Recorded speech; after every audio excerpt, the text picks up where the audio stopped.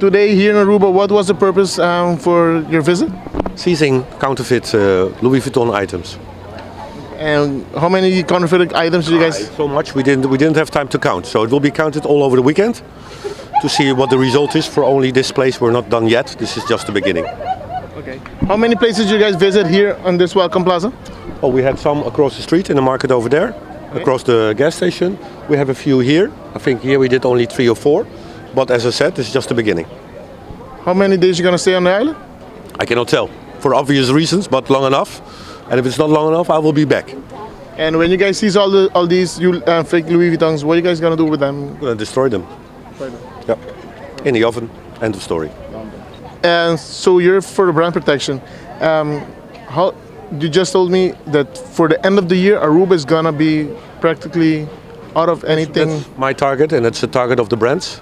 We will fully enforce the coming months to have it cleaned like it was 10 years ago when we have the big raid. So we're starting now with Louis Vuitton, but all the other brands are in a waiting room. They already filed all the complaints, so we're just waiting to carry out. Of course, it's not the only island, but more or less Sint Maarten and Aruba on the list to be cleaned up before the end of the year. So now today you're for Louis Vuitton. Tomorrow you can come back for Gucci, Boss, Lacoste. A few more days for Louis Vuitton. But it can be tomorrow, it can be the day after, I cannot tell. But we have enough locations, of course, on the island where everybody knows that Louis Vuitton is sold.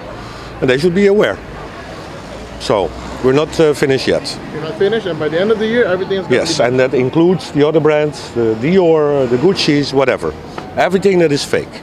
I see that you have a company with the police. Tell me more about that. Yes, we talked to the prosecutor office, and they know what we're doing. And of course, they know it's illegal, the sale of counterfeit goods. So just to be on the safe side, we have gotten a companion from the police by order of the prosecutor office. So they are here to keep everybody calm and that nothing strange happens.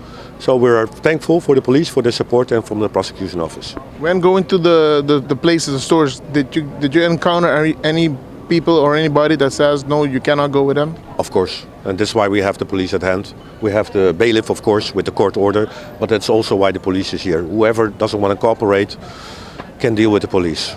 What's going to happen with all the money that they invested and for buying their goods to sell them? Do they going to get any compensation or something? No, they should be happy if they don't get a fine in addition. It's no compensation. You're buying counterfeit goods, you're selling them, you know it's illegal. Maybe the prosecutor or the police office didn't enforce. Doesn't make it legal.